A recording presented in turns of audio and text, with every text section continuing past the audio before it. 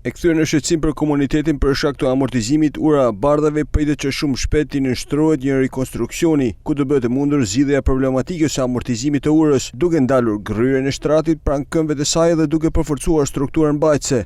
Banorët theksojnë se kjo urë prej vitesh vuan mungesën e investimeve. Ka keni nevojë shpejtësisht, ka keni se kur ilaçin ton Shkodrën një herë sonte nuk ka ilaçe se ka më nevojë për ta së popullsi më shumë me kalu një urë, jashtë me dal ka ura mesit. Rrezik për shemi. Po, rrezik një apo herë. Një javë e fundit atë bregu i fundit.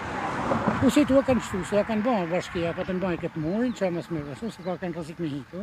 Po ti rrezik dhe një tash so kanë, po tash janë çfarë do kam atje poshtë. Po si janë nevojshme. Se ka qenë gjysmë, kur ka qenë edhe tash qyre, duhet me priti sa atje, nëse janë 10 makina. Po kjo urë lene që është në dy makina he. E s'ka ka del, unë me bishklet bje në halë prej makinet.